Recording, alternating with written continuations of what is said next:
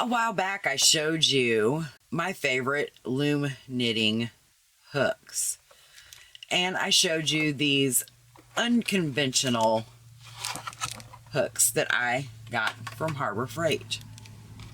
During that video I mentioned that the throats of these hooks were just a little long, with the handle being a little short, and that I wanted to put a grip on the throat of these.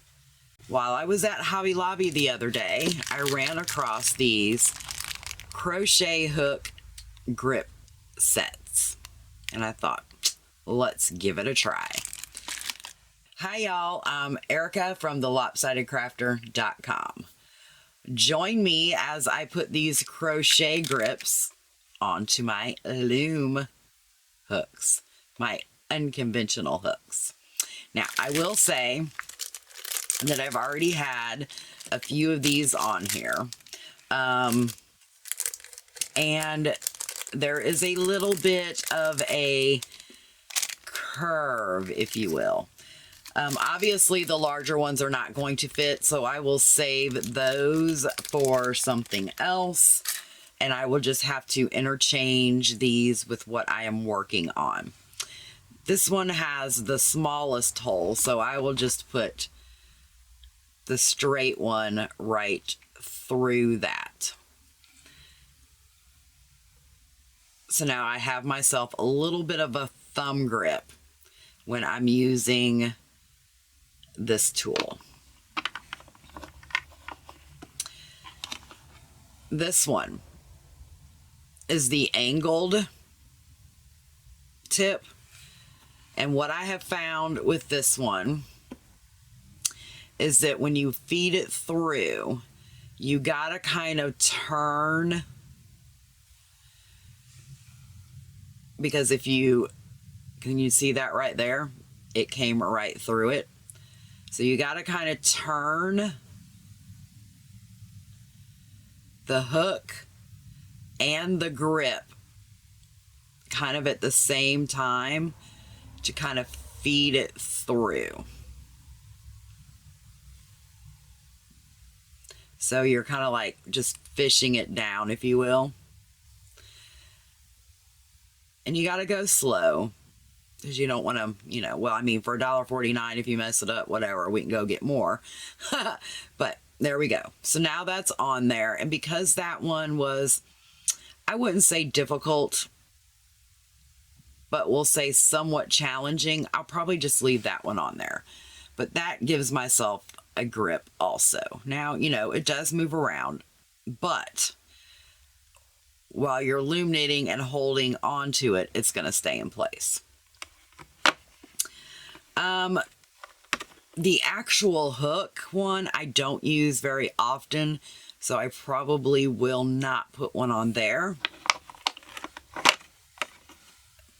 But I do like to use this one quite often. It is practically the same shape as a loom knit hook. So we're just going to do the same thing and see if we can get that on there. With it being a 90 degree, it may be a little bit more challenging. Let's just see. I might not be able to get that on there without stabbing myself.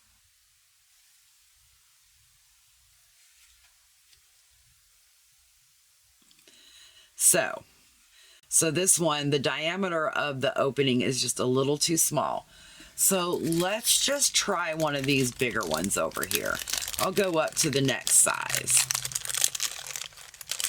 because my end goal is to get this on here. Let's see if this one is wide enough to get around that hump, that 90 degree angle, which it might not be either. So I might not be able to put one on this at all. I might have to find a different, yeah, that one's not going to work. All right, let's go to the widest one. This one might work. This one might work.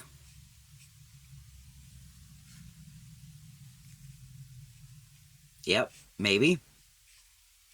I'm just having to maneuver it. It went through right there, so let's kind of poke it back out there. Just kind of turn it. Fish it through there.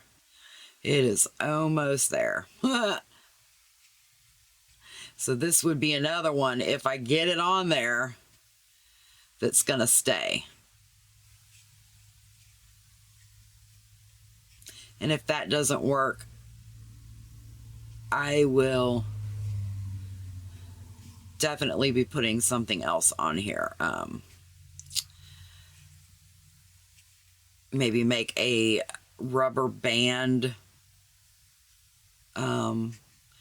handle from the rubber bands that I use for the stitch markers.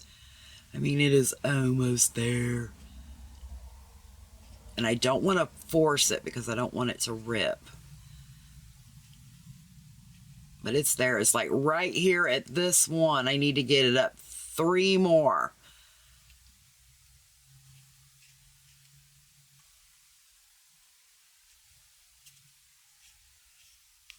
Oh, there we go.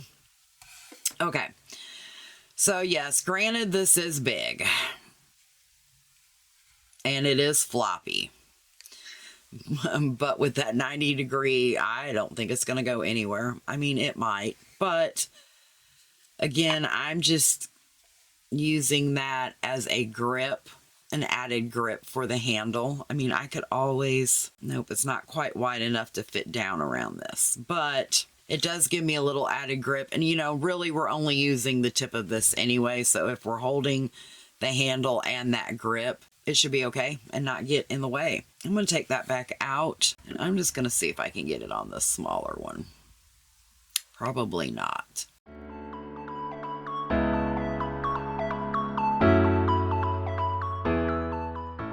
Nope. Okay, so the larger one it is. Definitely the larger one. Until I can find something else to put on it. If you have any suggestions, like I said, I could always put some rubber bands around it and make a handle that way. Or maybe I can put some rubber bands around it to kind of hold it down a little bit more. Let's see if that helps.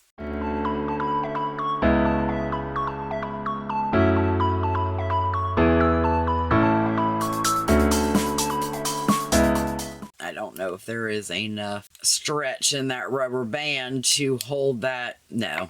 So that didn't help. Okay, so if we decide not to use this, then we can always put rubber bands right here and make us some kind of grip. It's unfortunate that the smaller one wouldn't fit on this 90 degree angle here, but it does work on those. And that's fine. Because, you know, I don't use these often enough for it to get in my way or for it to matter. I typically use these when I am working on a loom that has a very narrow channel and I need to get those stitches in. It kind of gives you that extra length. So I'm just going to leave that on there. And I got, like I said, 3 of them on there. I really don't think this one will, because of the hook, I'm not even going to try it. But I still have 3 of these guys left that I can use for other things. And for $1.49, I mean, not a bad investment to add a little bit of cushion to that loom hook. But now they're all set and ready for the next time that I want to use these non-traditional hooks. And there we have it. Until next time, happy loom knitting. Bye.